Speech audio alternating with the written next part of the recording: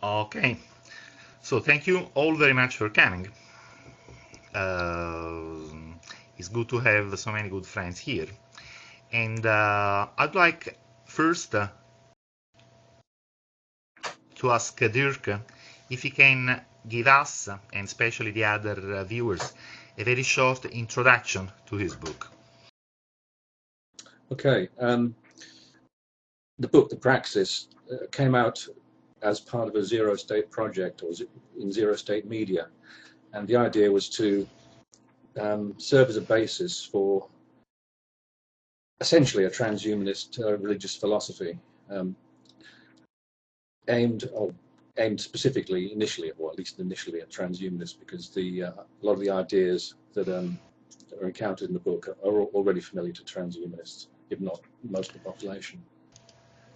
It's the core essence is to create an organization modeled loosely on Freemasonry, because one of the things that transhumanism lacks, in particular, is a very tight sense of community. I mean, the idea of having friends who are people you tick on Facebook, that just doesn't last. Friends are people that you can borrow money from, and they can borrow money from you, and you expect to get it back.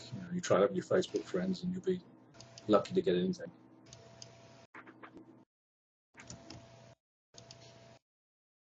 So, any more specific questions? Thank you very much. Yes, I think I will ask one more question, and then someone else can take the floor. There are some spiritually oriented transhumanist associations already. For example, we have a link on here representing the Mormon Transhumanist Association.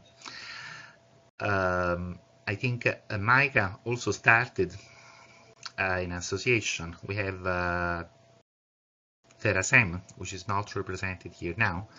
What would you say is the main difference between the Praxis and other existing spiritual transhumanist organizations? Well, I've tried to aim the Praxis, or at least the doctrine of the Praxis, to be as wide as possible, to try and encompass as many of those views as possible. Also, there are I don't know how to put this. The number of the transhumanist views that we encounter probably have most of their parallels in Christianity, rather than, say, the pagan religions or Hinduism and so forth. And I've tried to get away from that to some extent, but it's been rather difficult.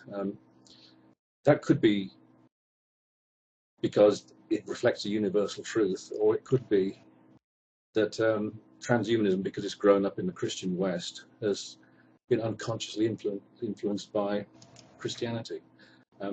That's something I have a rather open mind on. I'm not sure what the opinions of other people here are concerning that. I'd be quite interested to hear from the transhuman Mormonists about that.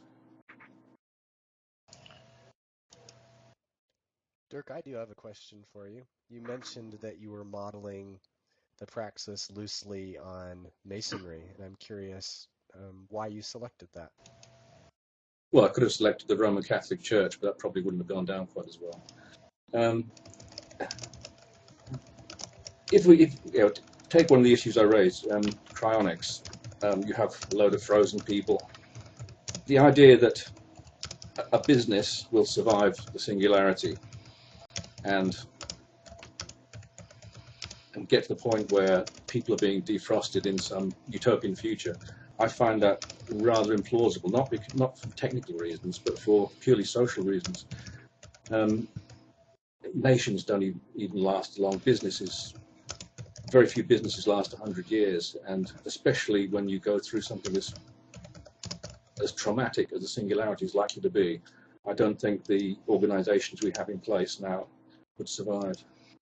The only things that do survive over the centuries and millennia are ideologies that are particularly religious. Masonry is kind of pseudo-religious. apart from that, I don't think if we set up a company, it would survive very long. It's got to be something that deeply engages people. Yeah, that's particularly interesting to me that you've acknowledged an interest in modeling somewhat after Masonry, and you've acknowledged an influence from Christianity. I don't know how much you know about the origins of Mormonism, but Joseph Smith, the founder of Mormonism, of course, began as a Christian and continued to identify as one, and he was also a Mason. And the Mormon religion has been deeply influenced by Masonry. Yeah, I think any organisation that can survive a couple of generations after its founder is gone stands a good chance of lasting a very long time. I mean, the whether something like Scientology or Unification Church will do that, I don't know. I suspect not, but I could be wrong. But I don't think. I mean, there's got to be some kind of, I'll use the word loosely, deeply spiritual reason for doing this. It can't just be, it's a good idea or I like it at the time. It's got to be something that touches something deep within humanity as a whole. And that, I think, is a religious impulse. Yeah, something that you can't even give up if you want to give it up. It's something you can no longer choose. It's just built into you, part of who you are. Yeah. I mean, it's not that I believe everything in the book. I do sort of on alternate days, but this is a peculiar, it's a kind of peculiar sort of religious approach in that even if it isn't true now, we can make it true in future. So that's one of the unique things that transhumanism brings to the modern religious scene, I think. Yeah, I think that's an extremely important aspect of what transhumanism brings. Transhumanism seems to do a couple of important things. On the one hand, it softens skepticism because it requires people to broaden what they allow as possibilities in the future. Anyone who's deeply familiar with emerging technology and its trends just can't be as skeptical as perhaps we've been in the past. And then on the flip side, for those who may tend more towards kind of the religious fundamentalism or superstitious attitudes toward how the prophecies of the future might be fulfilled, transhumanism also confronts them with this mechanism for achieving those ends, and they can't just ignore it. They can't just say, "Oh, that mechanism cannot achieve those ends." They might fight against it and say that it's an evil way, but they're forced to confront it. And so you've got both the radically skeptical and the radically superstitious who are confronted with transhumanism as something that they just have to deal with.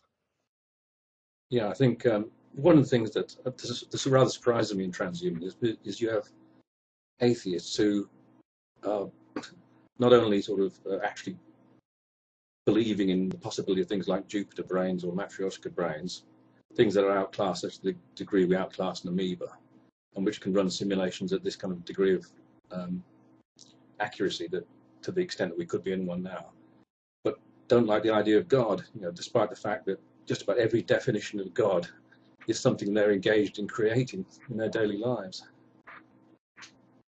And of course, some of us, like me on alternate days, believe that we've already done it. We are, of course, actually in one of the resurrection simulations. But even if we're not, we ought to carry on. We have the hand we're dealt. We must play it. Yeah, discover and join them to the extent they already exist, and create and become them to the extent they don't. And if we are living in baseline reality, which I somewhat doubt, then we've got to make this real.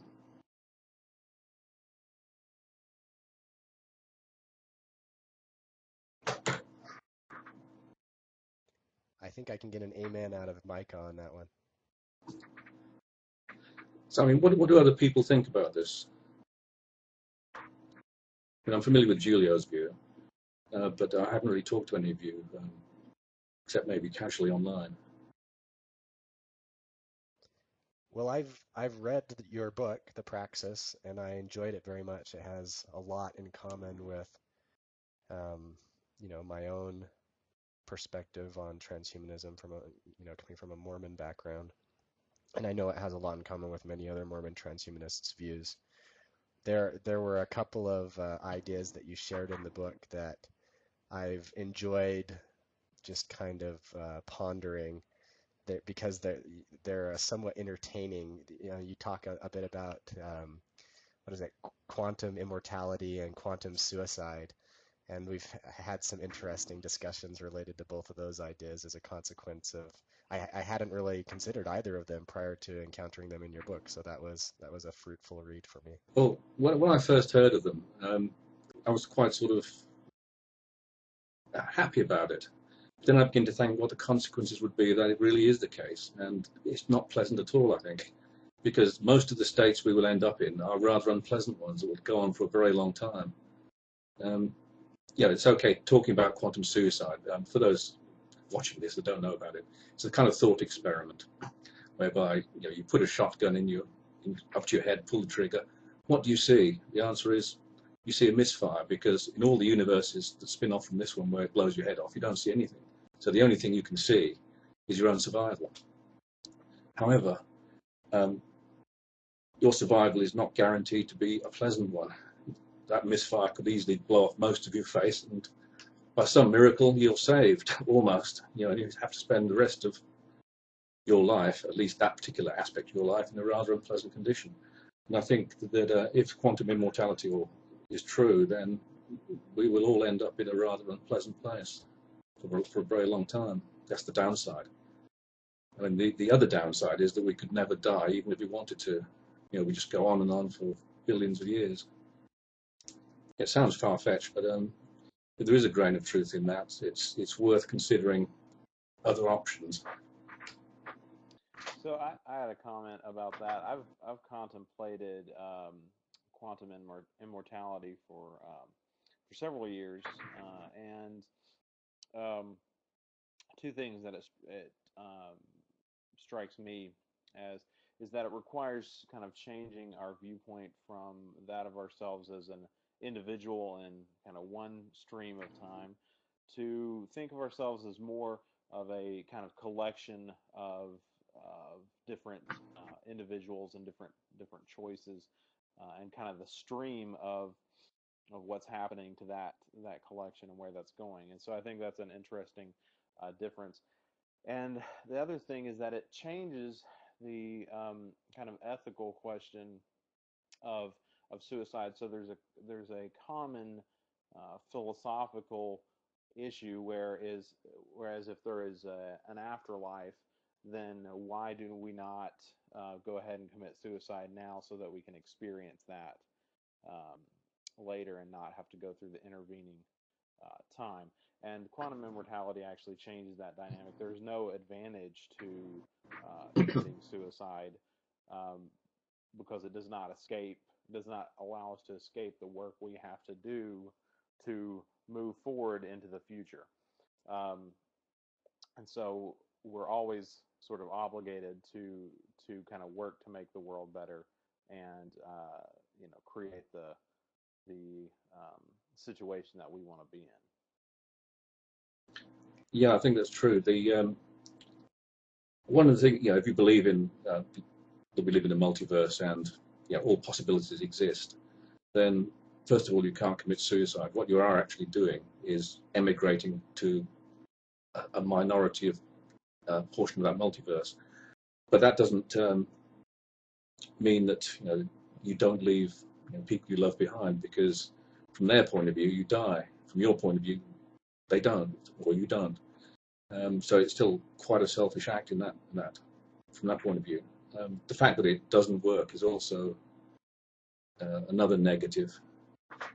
I mean, you could try and shoot yourself in the head any number of times, but towards the end, all you will have done is minimized your kind of life tree, as it were. I mean, if you view the possibilities of stretching out ahead of you, then it's like an ever-branching tree. And what you're doing by committing suicide is pruning off a huge chunk of that, eliminating possibilities. And that may itself be undesirable in the larger picture. Yeah, there's a parallel worth pointing out here with traditional religions as well, with the idea of a spirit that persists whether we live or die, and that some amount of consideration should be given to how our actions, our choices while we're living, how they should be made such that they affect our spirit in the most positive ways going forward. In particular, in the Mormon tradition, we talk about the fact that a person who is happy now will remain happy after they die and after they're resurrected. I talk about how a sad person will remain sad, a good person will remain good, a bad person will remain bad, and so forth. And so there's this strong idea among, even the most mainstream Mormons that there's no practical benefit to trying to end your life, because ending it doesn't really end your personality or your eventual suffering from the kinds of things that you're currently suffering from, except perhaps in some physical ways.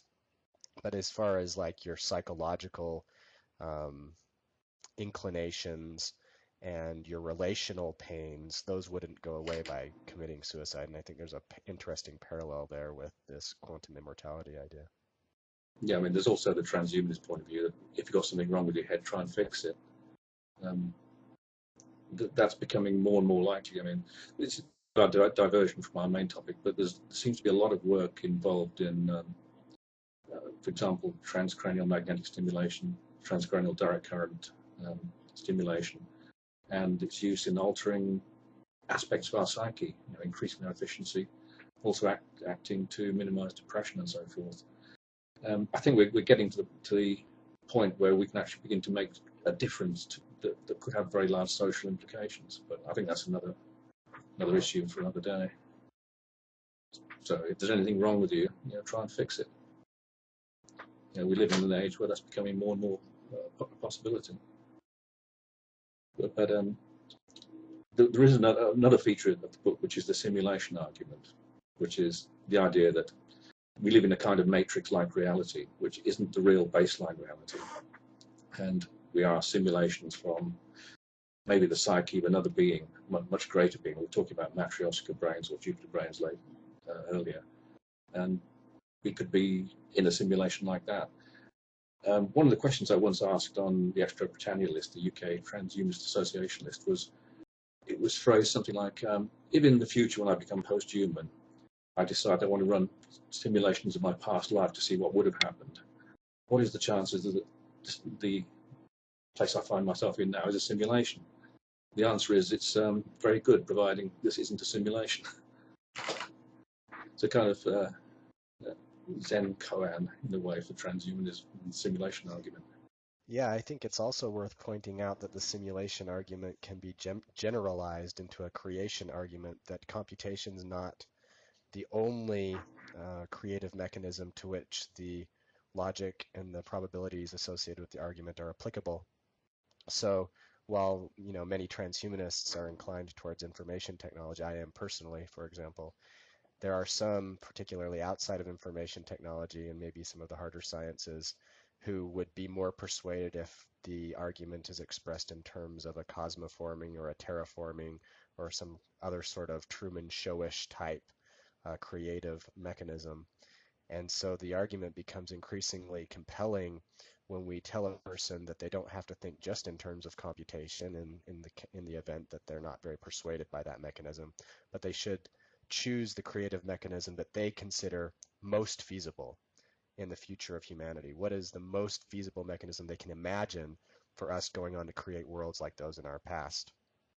And that if they consider it probable that we will go on to create many worlds like those in our past, then they should conclude that we almost certainly are already living in such a world. So the argument can become even stronger as we consider a generalization of the creation mechanisms. Yeah, and of course, such worlds, there'll be an infinite number of them if we actually live in a multiverse. There'll be versions of me talking here that are in baseline reality, and there will be versions, and there'll be versions of me that are in a simulation, and there'll be no practical difference between the two. Dirk, I have to object about the probability of observer moments, because statistics is not applicable for self-observation. You cannot use a statistical. But I was going to say we've had this discussion before, but yeah. Well, it's formally provable that the probability doesn't apply, so you cannot use a probability argument that you are in a simulation. It doesn't work that way. Well, I'm going to have to disagree with that, but either we are in a simulation or we aren't. You know, how do you go about trying to calculate probabilities for that then? There's a very simple objection which proves that statistics is not applicable. Imagine two scenarios. One scenario there is one observer, one scenario there is 1 billion of observers. And the probability in both cases is unity. So this is a proof that statistics doesn't work in this scenario, self-observation. Externally it does work if you can sample over the entire population, but not in this case. Formal argument. I mean, you can disagree, but it's not going to work. Well, in that case, there's no disproof of the simulation argument, is there? It is a disproof of simulation argument, because simulation argument is based on observer moments. And observer moments is a statistical argument, and statistics doesn't apply, whether over time or over space. Function of observer moment. It's very simple. I mean, it's basic statistics. So, yeah, but you can turn that around and say statistics cannot rule out such a possibility because it's not applicable. One of the things that Praxis is based on is the notion that if we are going to construct a religious or spiritual philosophy, that we construct it on axioms which are by their very nature untestable. It is feasible. I mean, of course it is feasible. You just cannot use an argument that it is probable. I mean, it is feasible, but you cannot use. Whoops! What happened? There's. No, what happened is that I was going to collect some people who were not upstairs, and now I forced everyone to follow me, and I forgot that. Then let's go back. Let's go all back upstairs. Okay, sorry for the interruption. That was interesting. Now everyone is here. We had a few people still downstairs. Okay.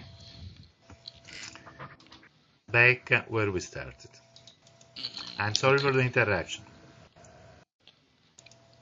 Okay, I'm done basically. Yeah, I mean, this is quite an interesting point. So, if you're saying statistics is not applicable, does that mean there is no statistical probability that we are or are not living in a simulation? I mean, you're talking about the probability or the possibility of calculating it. Is this a number like omega, which we know exists, but we cannot calculate to any great degree? Now, what I mean, it is by existing, you know that you exist, but you cannot say how probable you are. This is the same applies for probability of life in your universe. People say, well, we use this equation and estimate the parameters, but the problem is you cannot pick the values for the coefficients in the equation, because you can only observe yourself. As soon as you have a second sample, which is not causally related to where you are, then you can actually derive a probability. The problem is, in case of self-observation, it doesn't work. Single self-observation. If you have several of them, if you're God, if you're seeing everything, then God can easily calculate a probability, but not you. Well, what's God's probability of us living in a simulation now? I want to make a comment, but first let me remove this sexual freedom thing from here, which is a great thing, but perhaps not related to this talk. Okay, I put that back. I see that. It's not entirely unrelated. It's not entirely unrelated. Okay, I have been thinking a lot about this point on how we can get a probability estimate for us being living in a simulation as opposed to the bottom level reality. It seems to me that the only way to demonstrate that is to demonstrate that the number of simulated realities in which an observer like you can exist is much higher than the number of original physical realities in which you can exist. But unfortunately, I don't really see any way to demonstrate that, especially in view of the possibility that the many words interpretation of quantum physics is the correct one. Well, it's not only the many worlds interpretation that leads to a multiverse. There are the various cosmological theories that would indicate we're living in a multiverse, as well as things like string theory. But again, you know, statistics gets difficult when you're throwing infinities around, if not impossible. So suppose we are in an elevator or in the pub, and I don't really know too much about these things, but I ask you to explain me why you think that we may live in a simulated reality with a high probability. Okay, I mean, there are a number of ways of doing this. The first thing, the thing that's seldom explained about the simulation argument is why should some entity somewhere, it could be in our past, it could be in our future, why would they run a simulation of us, or me in particular? And the answer to that I've come up with in the book is that a lot of people in the near-term future may well want to try and resurrect their dead ancestors. One of the ways of doing this has been proposed, which is to take existing information such as medical records, DNA, even the writings people do, family photographs, etc., and try and construct or reconstruct the person that they knew or have records of. Now, the problem with this is the number of possible brain states is something like 10 to the power of 10 to the 16, which is vast, beyond imagining, literally. However, the amount of information that we need to select amongst possible brain states in order to resurrect somebody is nowhere near enough to do this reliably. For example, if a simulation of, if I'm living in a simulation now of the original Dirk Bruere speaking in the year 2013, it could simulate my words, or could simulate me to the point where I speak these words at exactly this time. But that does not necessarily reconstruct the brain state of the original Dirk Bruere. The original Dirk Bruere is effectively dead. To be the original, I would have to be identical. Now, the only way that one can create an identical copy of me would be to use the multiverse to guess at, for example, what I had for breakfast this morning, which isn't on record. So it would be a little bit like tossing a quantum coin, or whatever was doing the recreation would toss this quantum coin and said, yes, I had a sandwich for breakfast. Maybe I did or maybe I didn't, but in one universe I'd have a sandwich, in another I'd have bacon and eggs or something like that. And most of the recreations of me in these simulations would not be the original Dirk Bruere, but somewhere in the multiverse there would be one that would be the actual resurrected me, because that 10 to the 10 to the 16 is a pretty small number compared to an infinite multiverse where this can be accomplished. That is probably the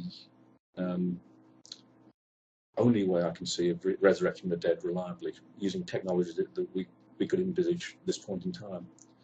Now, as for the number of simulations that would be run to resurrect the dead, well, there are currently 6 or 7 billion people in the world. If all those people want to resurrect their ancestors, we're talking about somewhere in the region of billions of simulations, probably somewhere post 2100. It would probably not be more than 2 or 3 centuries in the future, because I think humanity will change to such an extent that maybe we wouldn't care beyond that point about resurrecting puny humans such as we exist today. But the people who are alive today, some of them are going to pass through the singularity, and some of them will want to resurrect those they knew who didn't make it. And I think that is one of the aims of the Praxis, which is to try and hold that that mission, that we can bring back people who didn't make it.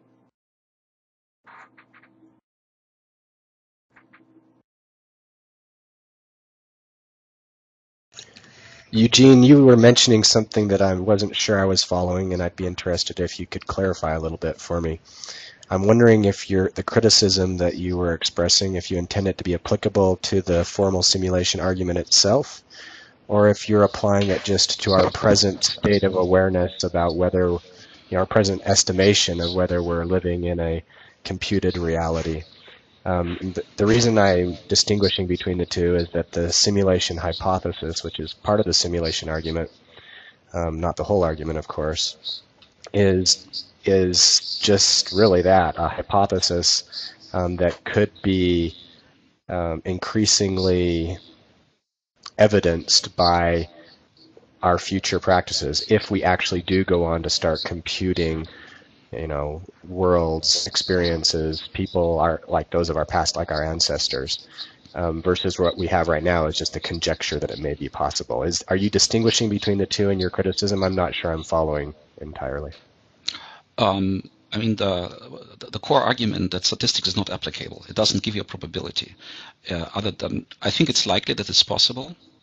There is certainly a cost associated with simulations. If you consider the amount of energy and computations which are required to simulate an environment, I mean, a human equivalent are roughly 100 watts and roughly 100 milliliters of substrate. If it's faster, it's more. So it really costs things. So you cannot just say we are going to emulate a billion instances of our current world just because we can. There are about 1 mole of equivalence in the solar system, potential for it.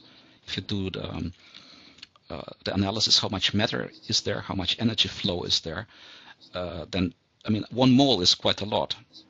Mole is 6 to 10 to the 23's power, but it's finite. It's a finite number.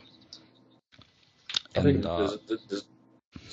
there's an obvious counterexample, which is, well, first of all, our brains are running probably 10 to the 5 orders of magnitude less efficiently than they could do. So you can reduce the power requirements theoretically to the limits of certainly below a watt.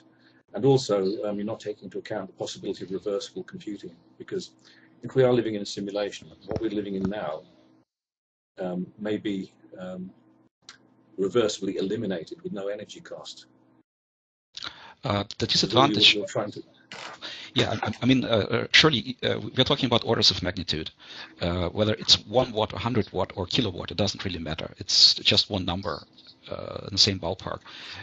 If you're talking about reversible computation, then, I mean, it's not magic. It allows you to save power to the detriment of being slower.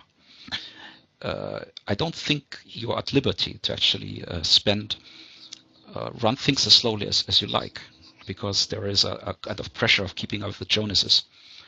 I mean, there is a reason why we are capable of real-time interaction. I mean, plants are much slower, but we are being co-evolutionary designed to operate at a certain time scale, which is, I mean, there's a trade-off. If we are too fast, we starve. If we are too slow, we get eaten. So we are basically running at an optimum. And the same applies for the future. Still, you're not at liberty to turn the clock as you like. So there is a kind of a pressure to have a trade-off between not melting down and not going broke because it cannot afford a power bill, but also not being outcompeted by others.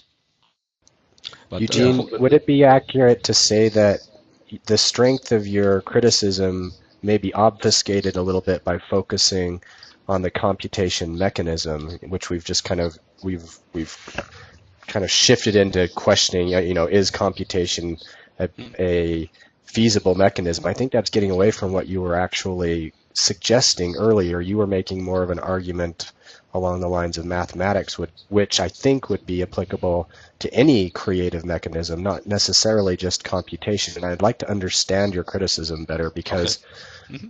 yeah, You're if correct. you would, You're thank you. correct. This is a different argument. The cost issue. I got sidetracked. So the actual the argument applies to any kind of self-measurement across space or across time. So it doesn't matter which kind of system you're using. It doesn't have to be a sentient system. Any self-detector would be sufficient. So imagine that there are two scenarios. In one scenario, there's just one self-detector which is capable of measuring itself. It will observe itself and relay true. So the probability of that is unity. It will always detect itself. Let's say you have 10, 100, 1 million, 1 trillion such detectors, and it's a class of detectors. What is the probability that they will self-detect themselves? It is also still unity. So if you have two instances, two branches, and you want to observe, measure difference by self-observation, that doesn't give you that information. It only gives you the information that you really exist. No more than that. It doesn't give you the information how probable you are. That information is only available for external observers who observe over the entire time or in space. So as God, it would be an omniscient and omnipresent. He would have been able to sample over the entire population. As such, you don't know whether your population is unity or population is very large. Is this also a criticism of the scientific project generally? That sounds like it would be, because in science we take many persons who are, of course, only subjectively aware of their own experience, and we seek to abstract across all of that experience, and we seek to attain an objectivity which is not a negation of subjectivity, but which is really just a shared or abstraction across subjectivity. And if we are aspiring to an objectivity that is a negation of subjectivity, I don't think it's even possible. I disagree, because in case of observers who do not see only themselves but also other observers, let's say I'm a scientist and I make a number of experiments. So I have personally conducted these experiments, and I know that the number of experiments is 1,000, and I make a certain number of measurements, and I can extract a number. And the same thing when we are this planet is basically one causally correlated zinc petri dish. So whatever you're doing here, other people know.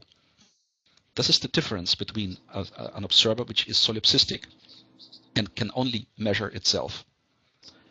Notice it's not only observers, it's about a class of observers. From the point of view of self-measurement, whole of humanity and even systems derived from humanity and also animals are all causally related, are all created by emergence of life. And so let's say you have animals who are capable of self-observing. Just a second.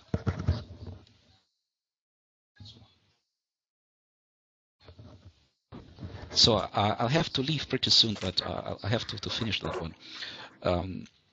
So basically, it's not just observers, it's also a class of observers. So if you consider aliens, let's say there is a different nucleation point, which we are, unless we observe them, they can only observe themselves, and we can observe ourselves. But there is no way to correlate this measurement until we visit them or they visit us or we communicate. See the point? So I think what you're saying is that if I can create many ancestor simulations, and if Dirk can create many ancestor simulations, and we can verify that each other has created many ancestor simulations, then we will have the ability to make a probabilistic argument about living in an ancestor simulation ourselves. But if we can't cross-confirm our experience, then we don't have any grounds. Is that an approximation of what your criticism? Yes, if you would be making such experiments yourself, then you would be basically being lords. You would be omniscient. But the simulated, let's say Dirk learns a simulation and you run a simulation. And the people inside will not be able to use a probability, only you. because you would knew that Dirk is running one and you were running one. And unless you tell... Yeah, I think I'm following you. Yeah. So if So it is applicable to us now, prior to creating ancestor simulations ourselves. But subsequent to creating ancestor simulations, then we can really measure that probability. Yes, but by actually running the simulations. It doesn't give you a general, you cannot just because you're running the simulation, it doesn't mean that it applies outside of the scope. Okay, I've got a quick question. Why would whoever's running the simulation keep us in the dark as to the fact we're being simulated? Well, if this is an ancestor simulation, it's designed, or a resurrection simulation, I should say, it's designed to actually recreate the original person in absolutely perfect detail. And unless the original person had, the god of the simulation at that level drop in and say hello, then we have to run through the motions. It's only at the end we get to the point where we find out. I have no idea about the motivations. I mean, it is not necessary for the analysis. Well, it is from the point of view of the praxis, because part of the aim of the praxis is to make sure that this idea of resurrecting the people who didn't make it through the singularity, that is a key point. So I'm saying that if I make it through the singularity and get this kind of power, then, for example, I'm going to bring my mother and father back to the greatest degree of detail that I can manage. Well, so would I, but unfortunately... Yes, Julio? Eugen will have to leave soon, and he's the one doing the recording. I think we should wrap this up. Well, of course, we could continue to talk about these things for days, but what I would like to do to wrap things up is to ask Dirk what are your plans for the immediate and future development of the Praxis as an organization and, as you say, as a community. Okay, the core of the Praxis isn't really the doctrine which is essentially the book, the reasons why we want to create the Praxis, is not essentially the core of the Praxis. The core of the Praxis is a group of people with a common purpose that will help each other, and do so at a much tighter level than the Facebook friend level. So it means that the Praxis as an organization will exist as a group of friends who meet physically in the real world. I think anything less than that will lose stability over time. I mean, we have a commitment to our family and to our friends, and that is the kind of commitment that we should be talking about in the Praxis. So how does someone join the Praxis? Either you can, if you want to create a branch of the Praxis, then in the book I suggest you have 3 people create it. So find 2 friends, ideally one male, one female, and take the oath of the Praxis, which is if this technology becomes, if we get around to the point where we can actually resurrect the dead, we will do so.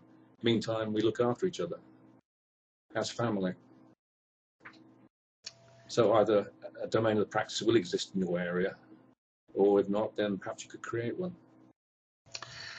Well, this sounds really great. So I understand that Eugen has to go. So if you can just stop the recording and put it somewhere so we can retrieve it. Is he already left? Ah, okay.